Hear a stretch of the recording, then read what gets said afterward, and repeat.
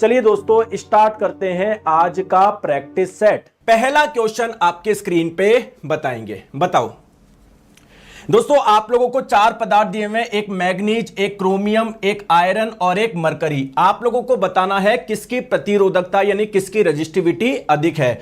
दोस्तों हर पदार्थ की रजिस्टिविटी अलग अलग होती है, किसी की ज्यादा किसी की कम। आप लोग मुझे यह भी बताएंगे किसी भी पदार्थ की रजिस्टिविटी को किस में मापते हैं, यानी इसका मात्रक क्या है, ओम इंटू मीटर। यह आप लोगों का एलपी में पूछा गया क्वेश्चन था। अब देखिए अगर बात करें सिल्वर, वो सबसे अच्छा कंडक्टर है। क्यों? क्योंकि इसकी प्रतिरोधकता काफी कम होती है, और प्रतिरोधकता कम होती है तो उस पदार्थ से बने तार का प्रतिरोध भी कम होगा, जिसमें करंट आसानी से फ्लो कर पाएगा। लेकिन सिल्वर की तो बात हो ही नहीं रही। चार ऑप्शन दिए हुए बहुत टफ वाले। चलिए देखिए, अगर आप लोग ध्यान से देखोगे, आयरन से ज्यादा रजिस्टिविटी होती है क्रोमियम की, क्रोमियम से ज्यादा होती है मरकरी की, मरकरी से ज्यादा होती है मैग्नीज की। अब आप लोग बोलोगे कि सर मरकरी की रजिस्टिविटी लिखा हुआ है 94 गुना 10 की पावर -8, और सर मैग्नीज की लिखा हुआ है कितना, 1.84 गुना 10 की पावर -6। क्लियर है? तो सर किसकी ज्यादा होगी? मतलब यहां पर देखने में लग रहा है 94 ज्यादा है। देखो एक काम करो, इसको मैं क्या लिख सकता हूं, 10 की पावर -8 को 10 की पावर -2 और 10 की पावर -6 लिख सकता हूं। बिल्कुल लिख सकता हूं। 10 की पावर -2 को जब 94 से गुना करोगे तो 0.94 गुना 10 की पावर -6 आ जाएगा। तो अब मुझे बताओ ये वाला मान ज्यादा है या फिर ये वाला? सर ये वाला ज्यादा है, तो करेक्ट आंसर आपका हो जाएगा manganese, option number A. Clear है? तो मरकरी से भी ज्यादा किसकी होगी? मैग्नीज की होगी। ध्यान रखिएगा, ऑप्शन नंबर ए इसका सही आंसर हो जाएगा। चलिए नेक्स्ट क्वेश्चन आपके स्क्रीन पे बताएंगे।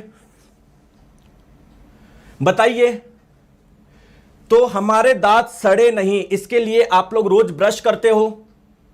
तो जो टूथपेस्ट होता है वो अम्लीय प्रकृति का होना चाहिए, क्षारीय प्रकृति का।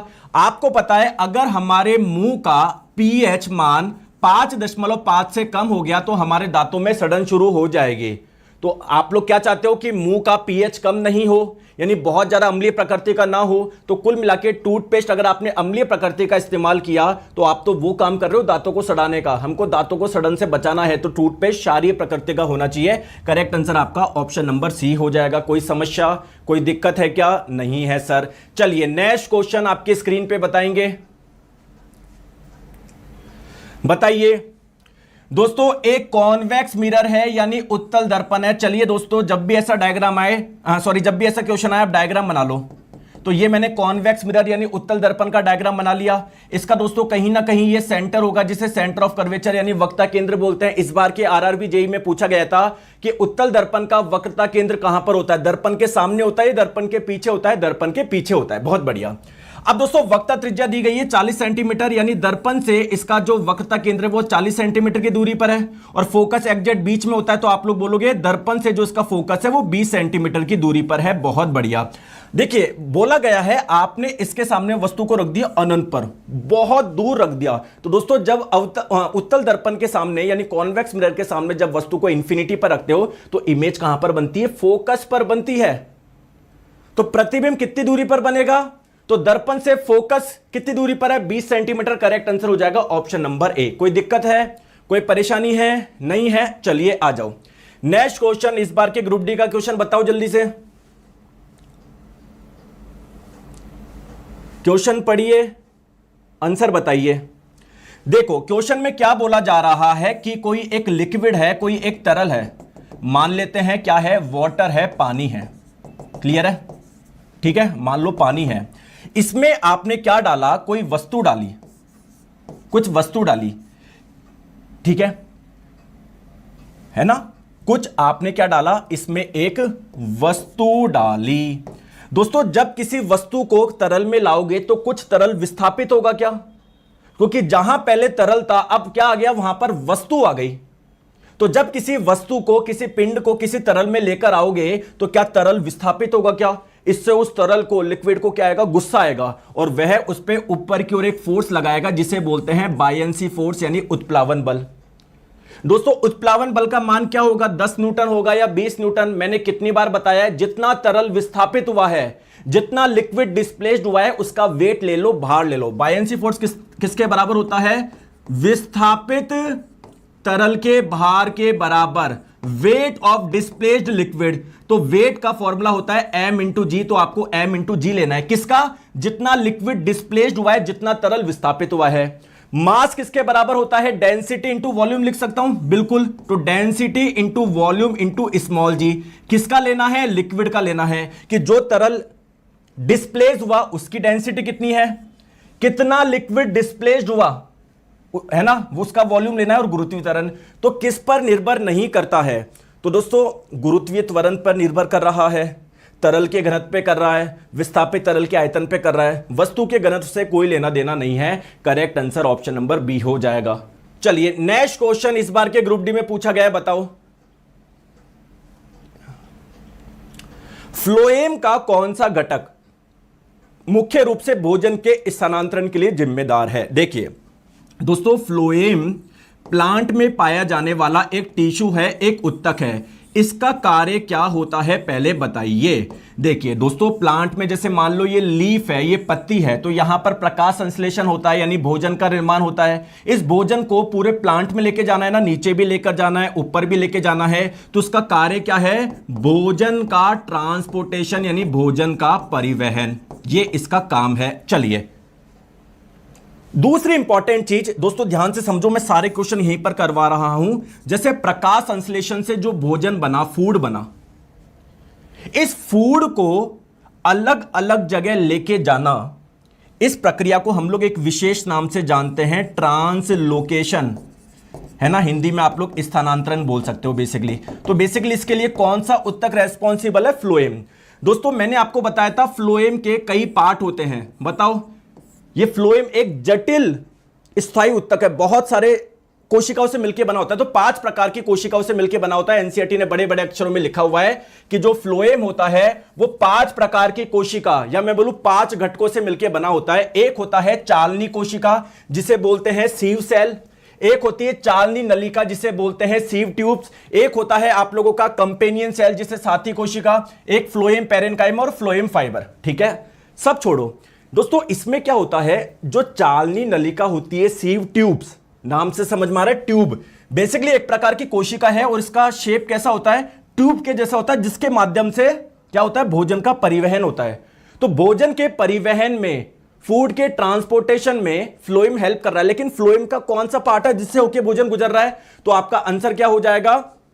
Sieve tubes. अब आप ध्यान से देखोगे ऑप्शन में सीव ट्यूब्स दी गई है, तो उसके लिए एक अलग वर्ड यूज कर लिया, सीव एलिमेंट। ठीक है, तो करेक्ट आंसर आपका ऑप्शन नंबर बी हो जाएगा। चले नेक्स्ट क्वेश्चन आपके स्क्रीन पे बताएंगे, आराम से करिए, बताइए क्या आंसर होगा। देखो दोस्तों, ये रहा आपका अवतल दर्पण, इस दर्पण के सामने रहा इसका वक्ता केंद्र। दर्पण और वक्ता केंद्र के बीच में होता है फोकस। तो आपने वस्तु को कहां पर रखा है? सी और एफ के बीच में रखा है। बताओ प्रतिबिंब कहां पर बनेगा? तो क्या करना है, कोई 2 प्रकाश की किरण निकालनी है। ठीक है, आपने वस्तु को सी और एफ के बीच में रख दिया। कोई भी 2 प्रकाश की किरण निकाल दो, जैसे एक निकाल दी मैंने ऐसे। तो जब भी कोई प्रकाश किरण मुख्य अक्ष के समांतर जाती है तो परावर्तन के बाद में फोकस से होकर गुजरती है। एक प्रकाश की किरण मान लो मैंने निकाल दी ऐसे फोकस से होती हुई, तो परावर्तन के बाद में ये मुख्य अक्ष यानी प्रिंसिपल एक्सिस के पैरेलल हो जाएगी। ये किरण सही में मिल रही है क्या? बिल्कुल। तो इमेज बनेगी रियल यानी वास्तविक। और दोस्तों कैसी बनेगी? ये उल्टी बनेगी। कहां पर बनेगी? वक्ता केंद्र के परे, बियॉन्ड सेंटर ऑफ कर्वेचर। तो करेक्ट आंसर आप लोगों का क्या हो जाएगा? ऑप्शन नंबर डी हो जाएगा। कोई समस्या है क्या? कोई समस्या है क्या? आ रहा है मजा? चलिए दोस्तों आगे चलते हैं नेक्स्ट क्वेश्चन पे। बड़ा प्यारा क्वेश्चन है, ग्रुप डी में पूछा गया इस बार, बहुत प्यारा क्वेश्चन है, ध्यान से आप लोग देखिए। दोस्तों कोशिका है, सेल है, आप लोग इसको माइक्रोस्कोप से देख रहे हो। माइक्रोस्कोप का मतलब क्या है? इस छोटी कोशिका को आप लोग बड़ा करके देख रहे हो, तो आपको क्या क्या दिखेगा? आप लोग बोलोगे कि सर कोशिका के अंदर न्यूक्लियस होता है, केंद्रक होता है, हमको यह भी दिख जाएगा। यहां पर न्यूक्लियस के बाहर एक लिक्विड होता है, तरल होता है, जिसे बोलते हैं साइटोप्लाज्म यानी कोशिका द्रव्य। सर ये भी दिख जाएगा। सर किसी भी कोशिका की सबसे जो आउटर लेयर होती है इसे बोलते हैं सेल वॉल यानी कोशिका भित्ति। सर ये भी दिख जाएगी। इसके अंदर सर एक और लेयर होती है जिसे बोलते हैं सेल मेम्ब्रेन यानी कोशिका झिल्ली। सर ये भी दिख जाएगी। समझ में नहीं आ रहा सर मैं क्या आंसर लगाऊं? दोस्तों आप लोगों से बोला जा रहा है सभी कोशिका, जितने भी प्रकार की कोशिका होती है, आपको पता है कोशिका दो प्रकार की होती है, एक प्रोकैरियोटिक कोशिका, एक यूकैरियोटिक कोशिका। प्रोकैरियोटिक कोशिका के अंदर न्यूक्लियस यानी केंद्रक पाया ही नहीं जाता। तो आप चाहे माइक्रोस्कोप से देखो, चाहे आप आईफोन 17 के कैमरे से देखो, किसी से भी देखो, आपको न्यूक्लियस दिखेगा ही नहीं। तो न्यूक्लियस अगर कहीं पर है उस ऑप्शन को हटा दो, हटा दो, हटा दो, हटा दो। दोस्तों correct answer option number D हो जाएगा। बोलो मजा आया नहीं आया? चलो अब तैयारी चेक कर लेते हैं। बताओ प्रोकैरियोटिक कोशिका किन जीवों में पाई जाती है और यूकैरियोटिक कोशिका कौन से जीवों में पाई जाती है? बताओ। तो प्रोकैरियोटिक कोशिका का एक एग्जांपल याद रखना, ये बैक्टीरिया यानी जीवाणु में पाई जाती है। इसके अलावा चाहे किसी प्लांट की बात करें, किसी एनिमल की बात करें, है ना, सब में आपकी यूकैरियोटिक कोशिका पाई जाती है। एक क्वेश्चन और पूछूं क्या? चलो दोस्तों, कोशिका के अंदर ऐसे धागे जैसी संरचना होती है जिसे बोलते हैं क्रोमोसोम। तो प्रोकैरियोटिक कोशिका में कितने क्रोमोसोम पाए जाते हैं? तो प्रोकैरियोटिक कोशिका में केवल एक क्रोमोसोम पाया जाता है और यूकैरियोटिक कोशिका में एक से अधिक पाया जाता है। चलिए इसका आंसर बताओ। कौन सा मिश्रण टिंडल प्रभाव दिखाता है? देखिए दोस्तों ध्यान रखिएगा, जो मिश्रण होता है वो आपके दो प्रकार का होता है। एक तो समांगी मिश्रण जिसे इंग्लिश में बोलते हैं होमोजीनियस मिक्सचर, एक होता है विषमांगी मिश्रण जिसे इंग्लिश में बोलते हैं हेट्रोजीनियस मिक्सचर। ये भी आपका दो प्रकार का होता है। एक होता है आप लोगों का कोलोइड और एक होता है आपका सस्पेंशन जिसे हिंदी में निलंबन बोलते हैं। देखो टिंडल इफेक्ट दोस्तों केवल और केवल आपका कोलोइड दर्शाएंगे। अब ये टिंडल इफेक्ट होता क्या है वो मैं समझाऊंगा, पहले कोलोइड की तो पहचान करो। नमक का विलयन, अगर पानी में आप लोग नमक घोल दोगे तो यहां का मिश्रण सब एक जैसा नजर आएगा, वो समांगी मिश्रण है। और समांगी मिश्रण कभी भी कोलोइड इफेक्ट नहीं दर्शाएगा, हटाओ। पानी में कॉपर सल्फेट डाल दोगे, ये भी एक प्रकार का समांगी मिश्रण है, हटाओ। चीनी का विलयन, पानी में चीनी डाल दोगे, ये भी एक प्रकार का समांगी मिश्रण है, हटाओ। मिल्क इन वाटर, पानी में आपने दूध डाल दिया तो ये एक प्रकार का कोलोइड का एग्जांपल है और कोलोइड टिंडल इफेक्ट दर्शाते हैं। करेक्ट आंसर आपका ऑप्शन नंबर सी हो जाएगा। आ रही है बात समझ में? चलिए नेक्स्ट क्वेश्चन, इस बार के ग्रुप डी का क्वेश्चन, गलत मत करना। बताओ, आराम से करो, कोई जल्दबाजी नहीं है, आराम से करो। गुरुत्वीय त्वरण यानी ग्रेविटेशनल एक्सेलरेशन या एक्सेलरेशन ड्यू टू ग्रेविटी आप लोग इसे बोल सकते हो, उसके बारे में दो कथन है, कौन सा सही है? तो दोस्तों अगर हम लोग बात करें पृथ्वी पे, जैसे मान लीजिए यहां पर इस जगह गुरुत्वीय त्वरण का मान कितना होता है? जनरली 9.8 मान के चलते हैं। अब वो चाहे एक पत्थर गिरे चाहे कोई लकड़ी गिरे, सभी के लिए गुरुत्वीय त्वरण का मान इतना ही रहेगा। तो क्या वस्तु के द्रव्यमान पर निर्भर करता है क्या गुरुत्वीय त्वरण का मान? नहीं सर, ये बिल्कुल गलत बात है, गलत बात है। ठीक है, मतलब जो वस्तु गिर रही है उसके द्रव्यमान पे निर्भर करता है कि नहीं। चाहे एक पेन हो चाहे पत्थर हो, सभी के लिए गुरुत्वीय त्वरण का मान 9.8 रहेगा अगर पृथ्वी की बात करें। गुरुत्वीय त्वरण का मान सार्वभौमिक रूप से स्थिर है क्या? गलत बात है। बोला जा रहा है गुरुत्वीय त्वरण का मान सभी जगह समान है क्या? क्या 9.8 है क्या? नहीं, चंद्रमा पर अलग है, 1.63 के आसपास है, किसी और ग्रह पे जाओगे अलग है, पृथ्वी पे भी अगर बात करी जाए इस जगह अलग है, इस जगह अलग है, तो ये बात भी क्या है? गलत है। मेरे को तो दोनों कथन गलत लग रहे हैं। तो कौन से सही है? न तो 1 और ना ही 2, ऑप्शन नंबर बी हो जाएगा। बताओ, आ रही है बात समझ में? नेक्स्ट क्वेश्चन आपकी स्क्रीन पे बताएंगे। फेफड़ों की जो कूपिका होती है उसमें कौन सा उपकला उत्तक पाया जाता है, ये आप लोगों को बताना है। चलिए अब आ जाओ। देखो हमारी बॉडी में 4 प्रकार के टिश्यू पाए जाते हैं, उनमें से एक प्रकार है उपकला उत्तक। दोस्तों उपकला उत्तक भी अलग अलग प्रकार के होते हैं। कुछ उपकला उत्तक ऐसे होते हैं जिनकी कोशिका पतली पतली और चपटी चपटी होती है, इसको बोलते हैं स्क्वैमस यानी शल्की उपकला उत्तक। ठीक है दोस्तों, कई बार हम लोग देखते हैं ये जो शल्की उपकला उत्तक होती है ना, इसकी भी एक से अधिक लेयर पाई जाती है, एक से अधिक परत। इसको बोलते हैं स्ट्रेटिफाइड स्क्वैमस एपिथेलियल टिश्यू यानी स्तरीकृत शल्की उपकला उत्तक। अगर पूछे जाए ये कहां पर पाए जाएंगे? हमारे स्किन में यानी त्वचा में पाए जाएंगे। और दोस्तों ये वाले कहां पर पाए जाएंगे?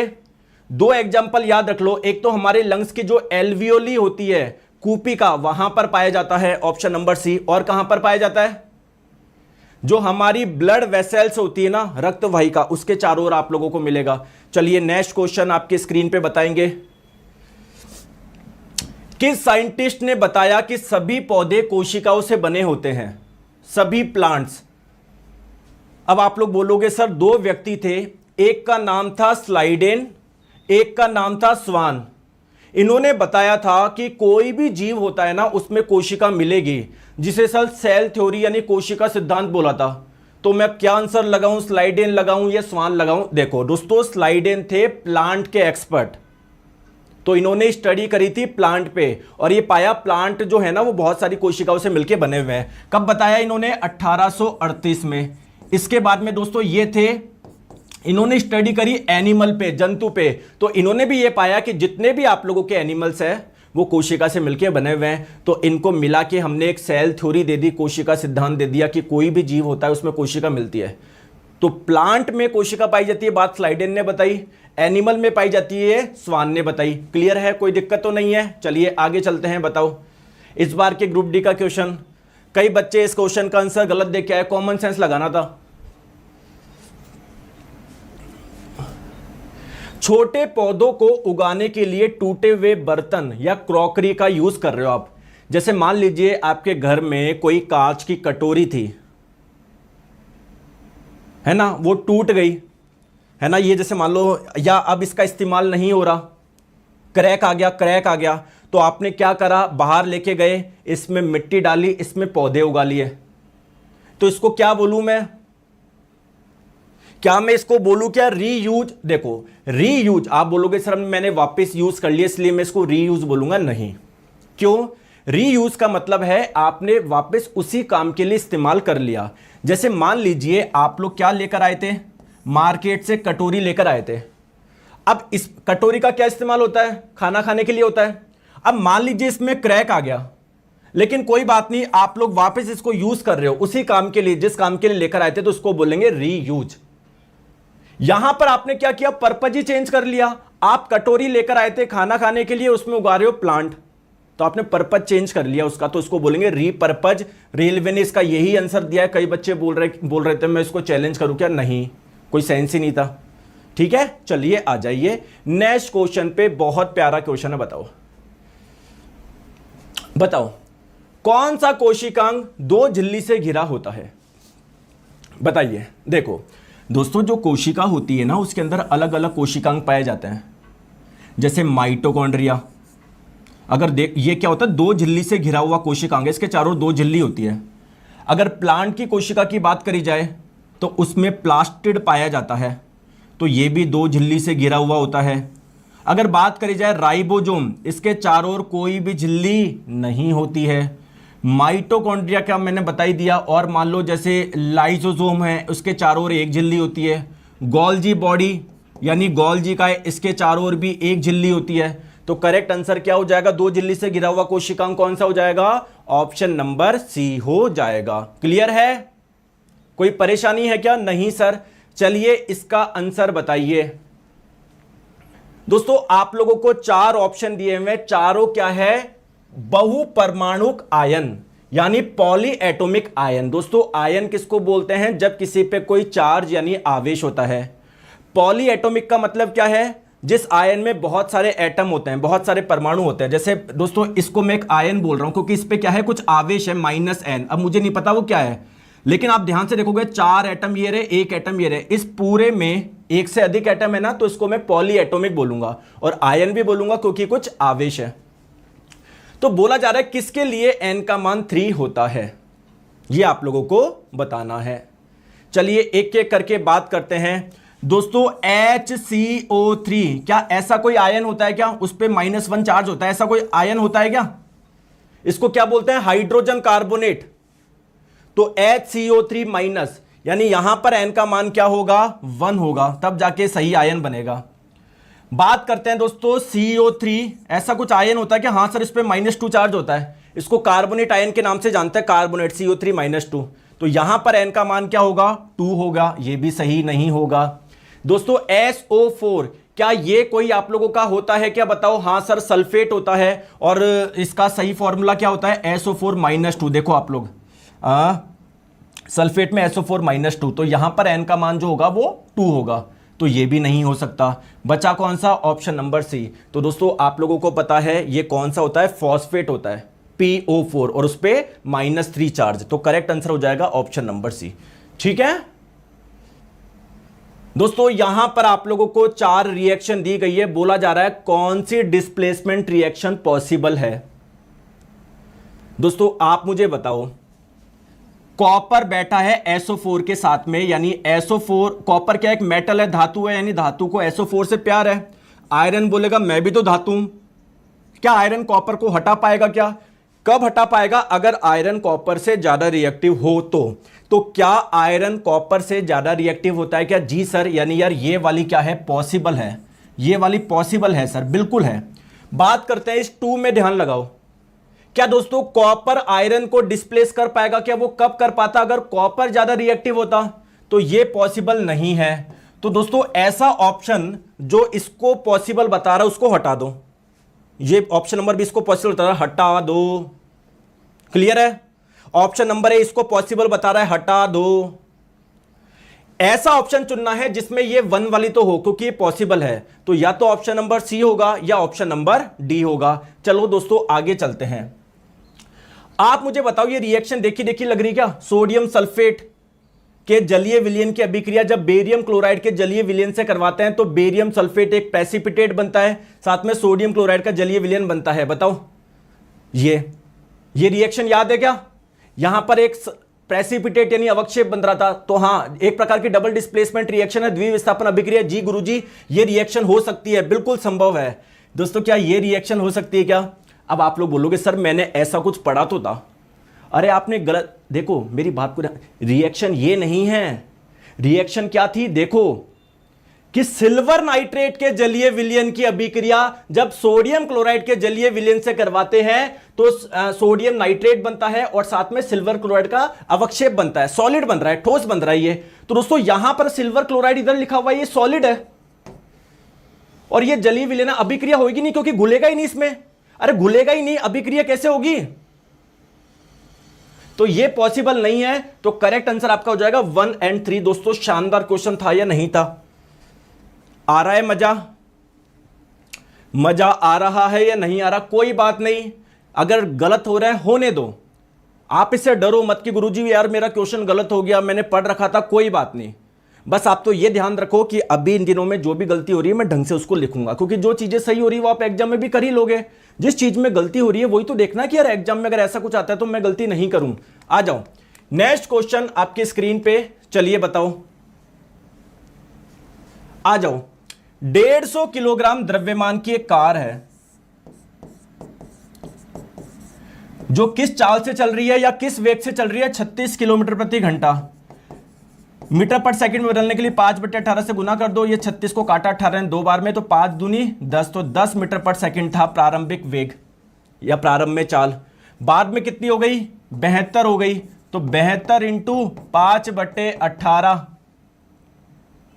ये 72 कटा 18 से 4 बार में 5 चौके 20 मीटर पर सेकंड हो गया। ठीक है, तो दोस्तों ये काम करने के लिए कितना कार्य करना पड़ेगा? दोस्तों पहले एनर्जी कितनी थी? Half mv²। लगाओ। बाद में कितनी हो गई? वही फॉर्मूला लगाओ। तो ये एनर्जी एक्स्ट्रा कहां से आई? इसका मतलब मैंने इतना वर्क करा है, कार्य करा है, क्योंकि कार्य भी तो एक प्रकार की एनर्जी है। अरे बोलो यस और नो।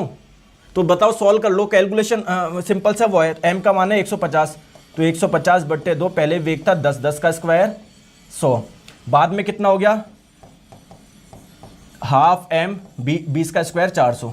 तो इसमें से ये माइनस कर लो, 150/2 कॉमन आ जाएगा और 400 में से 100 हो गया 300। क्लियर है? तो ये 300 कटा 2 से 150 बार में 15 इंटू 15 225 और 2 जीरो। दोस्तों इतने जूल का कार्य करना पड़ेगा। बताओ ऑप्शन नंबर सी। क्लियर है? आ जाओ। 1 मोल कार्बन परमाणु का भार कितना होता है? देखिए दोस्तों, कार्बन का परमाणु क्रमांक होता है 6, द्रव्यमान संख्या होती है 12। कार्बन वैसे अलग अलग टाइप के पाए जाते हैं, ये वाला भी पाया जाता है, ये वाला भी पाया जाता है। सबसे कॉमन, सबसे अधिक मात्रा में ये वाला पाया जाता है। बहुत बढ़िया। अगर मैं आपको बोलूं कि कार्बन के एक एटम यानी एक परमाणु का द्रव्यमान क्या है, आप कुछ भी नहीं करेंगे, ऊपर जो संख्या लिखी हुई है उसके आगे लगा देंगे AMU, तो आप लोग बोलोगे 12 AMU। कोई दिक्कत है क्या? अगर मैं आपसे पूछूं एक मोल एटम यानी एक मोल परमाणु का द्रव्यमान क्या होगा, तो आपको कुछ नहीं करना, AMU की जगह क्या लगाना है, ग्राम लगाना है, 12 ग्राम। और एक मोल का मतलब क्या है, 6.023 इंटू 10 की पावर 23। इतने सारे परमाणु का द्रव्यमान कितना होता है, 12 ग्राम होता है। ठीक है, तो 12 ग्राम ऑप्शन नंबर ए इसका आंसर हो जाएगा। क्लियर है क्या? Very good. चलिए बताओ, इस बार के ग्रुप डी का क्वेश्चन बहुत प्यारा क्वेश्चन है, गलत मत करना।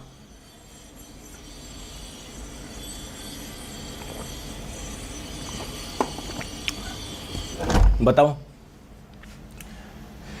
दोस्तों, इनमें से कौन सी रिएक्शन है, कौन सी अभिक्रिया है जो कि सैचुरेटेड हाइड्रोकार्बन, संतृप्त हाइड्रोकार्बन की विशिष्ट अभिक्रिया, या फिर मैं बोलूं उन्हीं में देखने को मिलती है। अब यार एडिशन रिएक्शन मत बोलना, कैसी बात कर रहे हो? एडिशन रिएक्शन क्या होता है आपको पता है क्या? कि जब हम लोग किसी एल्कीन या एल्काइन में हाइड्रोजन गैस ऐड करते हैं तो एल्केन बन जाता है। तो ये वाली रिएक्शन तो एल्कीन और एल्काइन के साथ भी की हो रही है। कैसी बात कर रहे हो यार? देखो, तो मैंने आप लोगों को बताया था, जितने भी आप लोगों के सैचुरेटेड हाइड्रोकार्बन होते हैं, संतृप्त हाइड्रोकार्बन होते हैं, वो ज्यादा रिएक्टिव नहीं होते, बहुत कम रिएक्टिव होते हैं। लेकिन अगर इनकी अभिक्रिया, जैसे मान लो मीथेन एक सैचुरेटेड हाइड्रोकार्बन है, संतृप्त हाइड्रोकार्बन है, मतलब जितने भी एल्केन होते हैं उनको संतृप्त बोलते हैं। इसकी रिएक्शन करवाए हम लोग क्लोरीन गैस के साथ में सूर्य के प्रकाश की उपस्थिति में, तब ये रिएक्शन हो जाती है और क्या बन जाता है, CH3Cl प्लस HCl। दोस्तों इस वाली रिएक्शन को बोलते हैं सब्स्टिट्यूशन रिएक्शन, प्रतिस्थापन अभिक्रिया। तो ये किसमें देखने को मिलेगी, एल्केन में देखने को मिलेगी, ऑप्शन नंबर बी। बोलो नेक्स्ट क्वेश्चन। देखिए दोस्तों, आप क्या कर रहे हो, कोई क्रॉप, कोई फसल उगा रहे हो, आप चाहते हो कि इस फसल में रोग नहीं लगे, है ना, और आपकी इच्छा है कि मैं चाहता हूं कि है ना इसमें उत्पादन काफी ज्यादा आए, जो जिसकी भी फसल हो, गेहूं की हो, चावल की हो, उत्पादन काफी ज्यादा आए, और भी आपकी इच्छा है कि खराब ना हो, बहुत सारी इच्छा है आपकी। तो इसके लिए आप लोग क्या करवाते हो, हाइब्रिडाइजेशन कराते हो, हिंदी में बोलते हैं संकरण करवाते हो।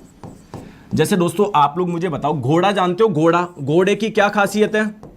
सर इसकी स्पीड तेज होती है। और गधे की क्या खास बात होती है? सर ये बहुत ज्यादा सामान यानी माल ढो सकता है। दोस्तों इनका क्रॉस करके हमने बना दिया क्या, खच्चर। खच्चर, खच्चर की क्या विशेषता होती है? सर इसकी स्पीड भी तेज होती है, ये सामान भी ढो सकता है। तो वैसे ही फसलों में भी हम लोग हाइब्रिडाइजेशन कराते हैं, संकरण करवाते हैं। संकरण बेसिकली 3 प्रकार से होता है। एक होता है इंटर वेराइटल, अंतः उपजातीय, एक होता है इंटर स्पेसिफिक, एक होता है इंटर जेनेरिक। 3 प्रकार बताए थे ना मैंने, अरे 3 प्रकार बताए थे, नहीं बताए गए, भूल गए आप लोग हैं?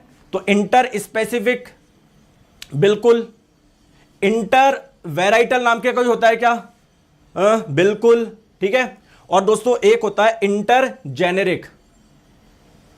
इंट्रा जेनेरिक नाम का कुछ भी नहीं है, ऑप्शन नंबर बी इसका गलत हो जाएगा। क्लियर है क्या? चले आगे, आ जाओ। चलिए नेक्स्ट क्वेश्चन आपकी स्क्रीन पे, कौन सी स्थिति क्या पॉसिबल है इसमें से?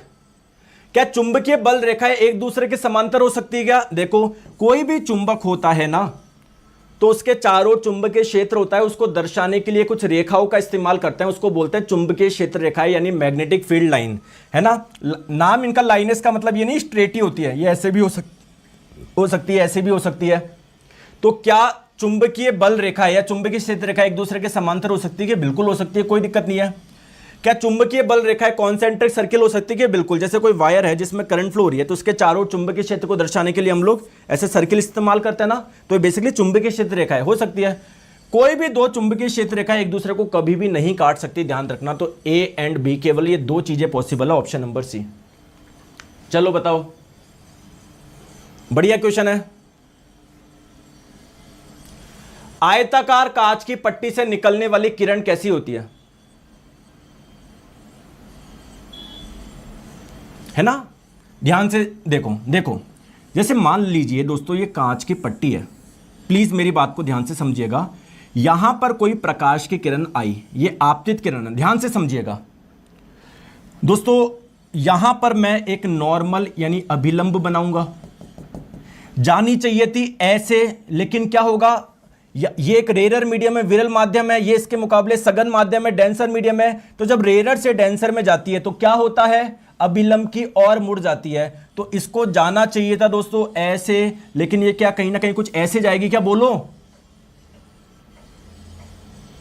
फिर क्या होगा, ये आपका वापस फिर नॉर्मल बनाओ, वापस अभिलंब बनाओ, जाना चाहिए था कैसे, ऐसे जाना चाहिए था। तो ये डेंसर है, रेरर है, तो डेंसर से जब रेरर में आती है तो क्या होना चाहिए, अभिलंब से दूर हट जाती है, ये कुछ ऐसे जाएगी। मैं आपको सही डायग्राम बनाता हूं, देखो देखो, ये मान लीजिए कोई प्रकाश की किरण है, जानी चाहिए थी ऐसे, लेकिन अभिलंब की ओर झुक गई, फिर जानी चाहिए थी ऐसे, फिर अभिलंब से दूर हट गई, बोलो।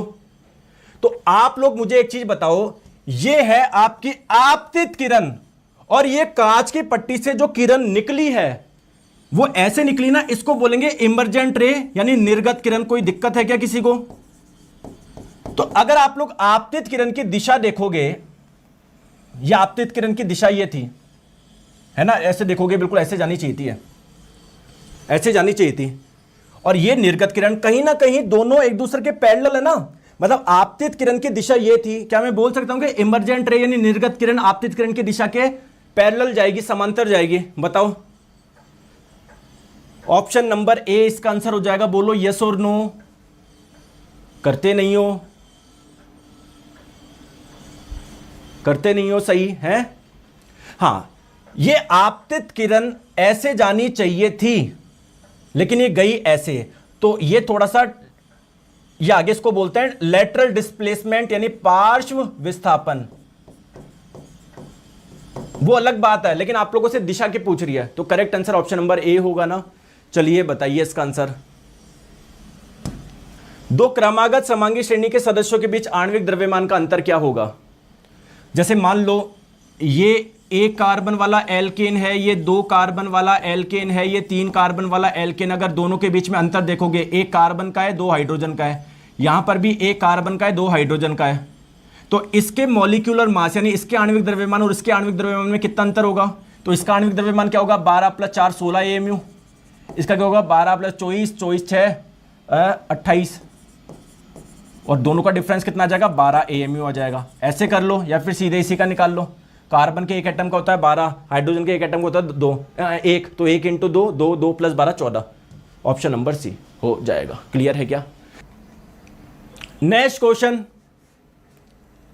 कौन सा ध्वनि तरंग के बहुपरावर्तन यानी मल्टीपल रिफ्लेक्शन इस कॉन्सेप्ट पे काम नहीं करता है, बताओ। तो दोस्तों ध्वनि का बहुपरावर्तन मल्टीपल रिफ्लेक्शन क्या होता है? जैसे स्टेटोस्कोप डॉक्टर साहब सुनते हैं ना हमारे हार्ट की आवाज वगैरह सुनने के लिए, तो जो स्टेटोस्कोप को आपको देखा होगा, तो इसमें दो चीजें होती है, तो ये डॉक्टर साहब इसको तो क्या लगाते हैं, अपने कानों में लगा देते हैं, और आगे कुछ ऐसा होता है, इसको आप लोग वो कहां पर लगाता है, आपके हार्ट पे लगाता है। तो दोस्तों यहां से हार्ट से जो साउंड निकलेगा ध्वनि तरंग के रूप में निकलता है, उसका परावर्तन होगा, फिर इधर आ जाएगा, फिर परावर्तन, फिर इधर परावर्तन, फिर बार बार परावर्तन हो होके कहां तक पहुंच जाएगा, डॉक्टर साहब के कानों तक पहुंच जाएगा। तो स्टेटोस्कोप जो डिवाइस है वो बहुपरावर्तन पे काम करता है। सिमिलरली दोस्तों जो मेगाफोन होता है या हॉर्न होता है, शहनाई होती है, ये भी है ना, शहनाई आपने देखी है, ऐसी शहनाई होती है, तो ये भी ध्वनि के बार बार परावर्तन इस सिद्धांत पे कार्य करता है। और इसका मेन काम क्या होता है, इस बार के ALP में पूछा गया है कि ध्वनि को केवल एक दिशा में भेजना। अरे जो हॉर्न होता है वो क्या करता है, वो ध्वनि को एक, अगर सब दिशा में थोड़ी, लाउड स्पीकर थोड़ी अगर सब दिशा में फैलाना, तो लाउड स्पीकर का इस्तेमाल करो, ठीक है। दूसरा दोस्तों कॉन्सर्ट हॉल या सिनेमा हॉल, आपको पता है, आपको पता है जैसे सिनेमा हॉल के ऊपर की जो दीवारें होती है कर्व्ड होती है, तो ध्वनि जाके टकरा के आ जाएगा, फिर टकरा के वापस, मतलब बार बार बेसिकली उनके पास में भेजना है।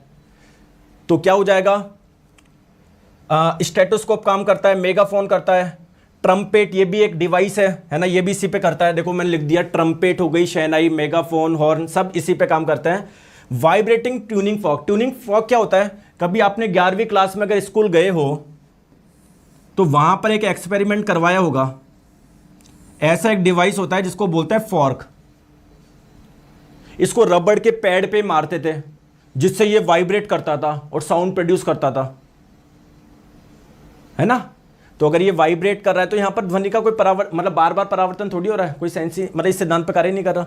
तो correct answer option number C हो जाएगा। चले आगे, बताओ 25 क्वेश्चन करवाऊं, कितने करवाऊं? जितने आप बोलोगे उतने करवा देंगे। लीशमैनिया एक पैरासाइट है, परजीवी। दोस्तों परजीवी किसको बोलते हैं? ऐसे जीव जो किसी दूसरे की बॉडी में रहकर या किसी दूसरे की बॉडी पर रहकर भोजन प्राप्त करता है। तो लीशमैनिया भी एक प्रकार का पैरासाइट है, यानी परजीवी है। तो जब ये किसी दूसरे की बॉडी में जाएगा भोजन प्राप्त करने के लिए तो उसको बीमार कर देगा। डिजीज को बोलते हैं कालाजार। अब आप लोग बोलोगे सर कालाजार जो रोग होता है ना सर, ये तो डिजीज या डिजीज वाला चैप्टर तो है ही नहीं सर। अरे दोस्तों ये कालाजार रोग के बारे में रिप्रोडक्शन वाले चैप्टर में लिखा हुआ है एनसीईआरटी में, ठीक है। और ये आप मुझे ये भी बताओ लीशमैनिया किस विधि से प्रजनन करता है? बाइनरी फिजन, हिंदी में क्या बोलेंगे? द्विखंडन। द्विखंडन मेथड से और कौन प्रजनन करता है? अमीबा भी करता है। दोनों में अंतर क्या है?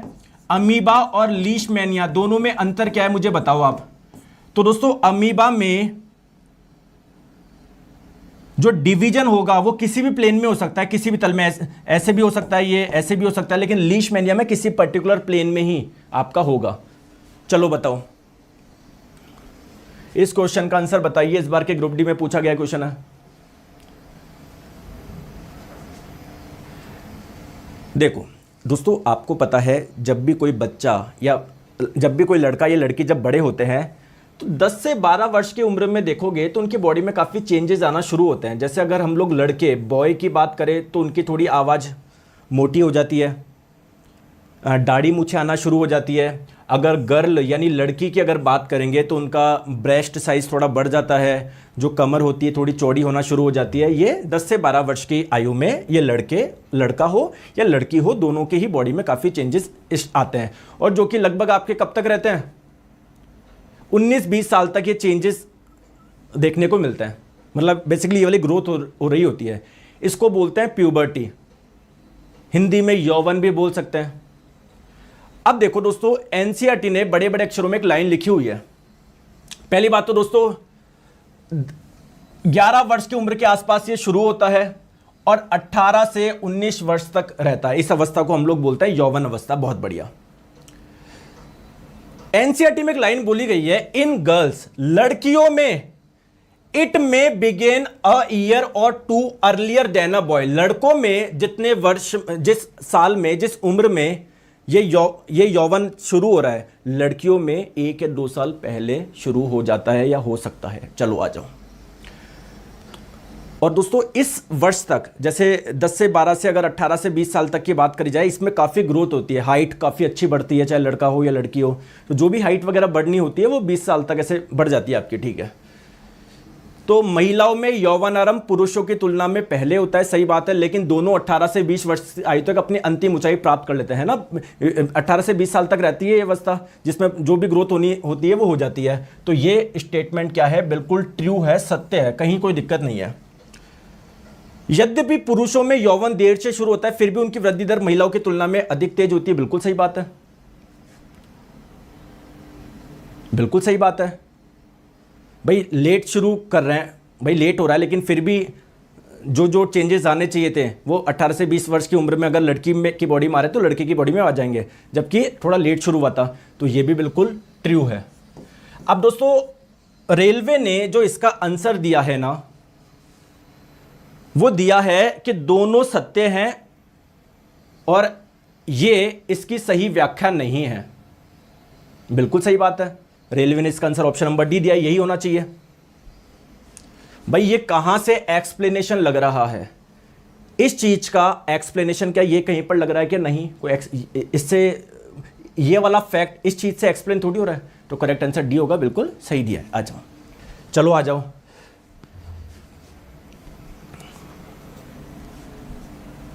ठीक है, प्रतिवर्ती चाप में निम्नलिखित में से कौन सा आवेग का सही मार्ग दर्शाता है? ठीक है, देखो दोस्तों हमारी बॉडी में क्या पाए जाते हैं? रिसेप्टर्स पाए जाते हैं। रिसेप्टर्स किसको बोलते हैं? जो किसी ना किसी को सेंस करता है। जैसे हमारी बॉडी के कुछ रिसेप्टर्स होते हैं जो टेस्ट को सेंस करते हैं, हमारी बॉडी के कुछ रिसेप्टर्स होते हैं जो कि स्मेल यानी गंध को सेंस करते हैं। Very good. वैसे मान लीजिए दोस्तों, अगर आपका हाथ किसी गर्म जगह पर लग गया तो तुरंत हाथ हटा लेते हो क्या? इस प्रक्रिया को बोलते हैं रिफ्लेक्स एक्शन यानी प्रतिवर्ती क्रिया। अब यहां पर होता क्या है, ध्यान से आप लोग समझिए, देखो। और हम बोलते हैं प्रतिवर्ती क्रिया स्पाइनल कॉर्ड के द्वारा कंट्रोल होती है। बहुत बढ़िया। देखो 30 क्वेश्चन करेंगे हम लोग। देखो दोस्तों, आपने हाथ किसी गर्म जगह पर लगाया तो यहां पर जो रिसेप्टर्स होते हैं क्या वो सेंस कर लेंगे क्या कि यार गर्म है? बोलो। ये मैसेज आपका जाएगा कहां तक? स्पाइनल कॉर्ड यानी मेरुरज्जु तक भेजना है, क्योंकि वही कंट्रोल करता है। तो कुछ न्यूरॉन्स होते हैं जो कि ये रिसेप्टर से मैसेज को कहां पर लेके जाते हैं? स्पाइनल कॉर्ड तक लेके जाते हैं। उसको बोलते हैं सेंसरी न्यूरॉन। आपकी स्पाइनल कॉर्ड से मैसेज आते हैं यहां तक, तो मैसेज जो लेकर आ रहे हैं उसको बोलते हैं मोटर न्यूरॉन। ये मैसेज कहां पर आ रहे हैं? आपके मसल तक आ रहा है, मांसपेशी तक। हटो हटो, वर्क करो, काम करो।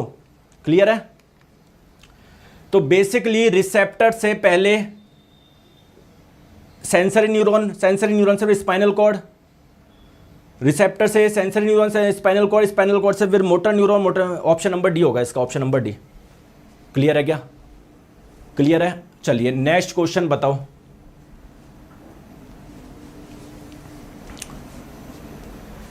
वेजिटेटिव प्रोपेगेशन कायिक प्रवर्धन क्या है? यह नए जीव के निर्माण की एक विधि है। कुछ प्लांट्स होते हैं जो कि अपनी जड़, पत्ती या तने के माध्यम से ही नया पौधा बना लेते हैं। ठीक है, तो correct answer option number D. जैसे कौन कौन से प्लांट है जो कि अपनी पत्तियों के माध्यम से ही नया जीव बना लेते हैं, नया पौधा बना लेते हैं? ब्रायोफाइलम। कई बार पूछा गया है ब्रायोफाइलम का। ठीक है, चलो आ जाओ। नेक्स्ट क्वेश्चन आपके स्क्रीन पे इस बार के ग्रुप डी का क्वेश्चन है। क्वेश्चन में बोला जा रहा है कि ये प्लांट सेल है। प्लांट सेल के अंदर काफी खाली स्पेस होता है जिसे बोलते हैं वैक्यूल, हिंदी में रसधानी या रिक्तिका। तो इसके अंदर एक लिक्विड पाया जाता है, तरल पाया जाता है। इसे क्या बोलते हैं दोस्तों? इंग्लिश में इसे बोलते हैं सेल सैप। दिक्कत की बात है एनसीईआरटी ने इसकी भी हिंदी कोशिका द्रव्य लिखी है। कोशिका रस लिख देते तो सही रहता, कोशिका द्रव लिखी है।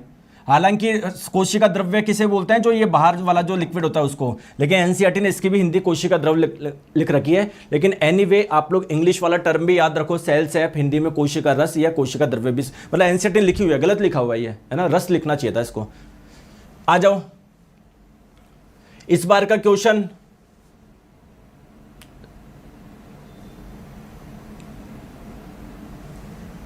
विद्युत अपघटन द्वारा परिष्करण, रिफाइनिंग। दोस्तों रिफाइनिंग का मतलब क्या है? मेटल को प्योर करना। तो दोस्तों अलग अलग मेथड होते हैं, उनमें से एक मेथड है क्या? Electrolytic refining. नाम से समझ में आ रहा है, करंट के माध्यम से हम लोग क्या करने वाले हैं? उसको रिफाइन करने वाले हैं, शुद्ध करने वाले हैं। तो जैसे मान लो आपके पास में कॉपर है, कॉपर की पट्टी है, ये इम्प्योर है, अशुद्ध है, इसको हमको प्योर करना है। तो हम लोग क्या करेंगे? एक कंटेनर लेंगे, उसमें एक सॉल्यूशन डालेंगे। किसको प्योर कर रहे हो? कॉपर को कर रहे हो ना, तो कोई कॉपर का सॉल्ट का सॉल्यूशन लेना। जैसे कॉपर सल्फेट का ले लिया आपने, मान लो, ठीक है। इसमें दोस्तों जिसको प्योर करना है उसको बैटरी के पॉजिटिव टर्मिनल से जोड़ना, यानी उसको बेसिकली एनोड बनाना। और एक कॉपर जो पहले से ही आपके पास है, बिल्कुल प्योर कॉपर, उसको भी डालना और उसको नेगेटिव टर्मिनल से जोड़ना, यानी उसको कैथोड बनाना। तो बेसिकली बोला जा रहा है एनोड हम लोग किसको बनाते हैं? इम्प्योर वाले को, जिसको शुद्ध करना है। ऑप्शन नंबर डी इसका आंसर हो जाएगा। क्लियर है? बताओ लास्ट क्वेश्चन आपके स्क्रीन पे। यदि किसी दर्पण में प्रतिबिंब वस्तु की दर्पण के सामने की दूरी के बराबर पीछे बनता है तो दर्पण क्या होगा? कंफ्यूज कर दिया। देखो दोस्तों बोला जा रहा है कि कोई दर्पण है और प्रतिबिंब कहां पर बन रहा है? जितनी दूरी पर दर्पण के सामने वस्तु रखा गया है उतनी ही दूरी पर दर्पण से पीछे। तो यह कहां पर होता है? प्लेन मिरर, समतल दर्पण में होता है। समतल दर्पण के सामने जब वस्तु रखते हो जितनी दूरी पर, तो प्रतिबिंब दर्पण से उतनी ही दूरी पर बनता है, सीधा ही बनता है। यह किसकी बात हो रही है? समतल दर्पण की बात हो रही है। क्लियर है दोस्तों? आई होप आप लोगों को अच्छा लगा होगा।